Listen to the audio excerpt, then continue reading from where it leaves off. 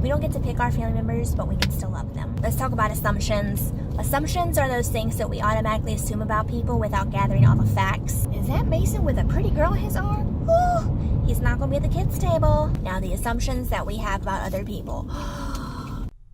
My mother came from a large family of 13 children. 2 of her sisters, my aunts, lived in a small town several states away. Growing up, I can remember getting a birthday card each year with a $20 bill with my name on it tucked neatly inside the fancy store-bought card. I did not pay much attention to the words on the card, but as a youngster, I received that money with great delight. To this day, I remember some of the toys I bought with that money, and every year I look forward to my trip to the store to spend my birthday treasure. That tradition continued on into my teenage years. Even as a teenager, I remember that I opened the card each year with anticipation of that $20 with my name on it. Each time I received it, I wrote a special thank you card and addressed it to my aunts. Secretly, though, I was sure that Aunt Sally was the one who sent me the money. To me, Aunt Susie was kind of mean and couldn't possibly have anything to do with my special surprise. Whenever I was at a family gathering, Aunt Sally was a chatterbox, full of poise and class. Aunt Susie, on the other hand, appeared plain and introverted. In fact, I could not remember more than a handful of times that she and I had a real conversation over all the years. As I got older, I would avoid her at the family gatherings because I decided that she was just too hard to talk to and too hard to get to know.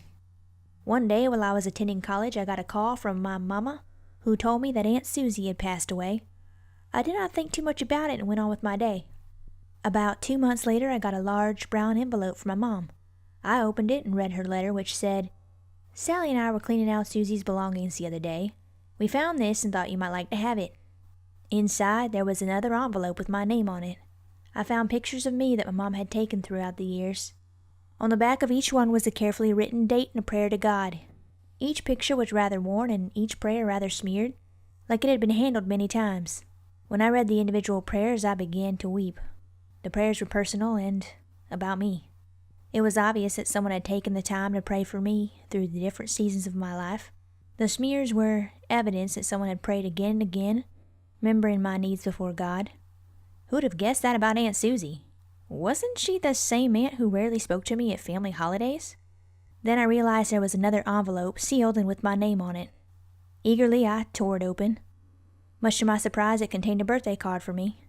Odd, I thought. My birthday is not for another 2 months. Curiously, I opened the card and a $20 bill fell to the floor. Suddenly I realized, for the first time, that it had been my Aunt Susie who had sent me those cards through the years.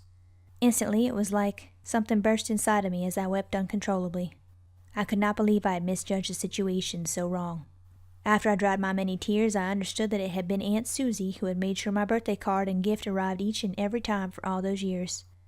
And it was Aunt Susie who had kept my pictures, and it was Aunt Susie who prayed for me diligently. Those actions showed her great love for me. Now I was sorry for not taking the time to get to know her better. I realized that I had missed a great opportunity for a great relationship, all because of my assumptions.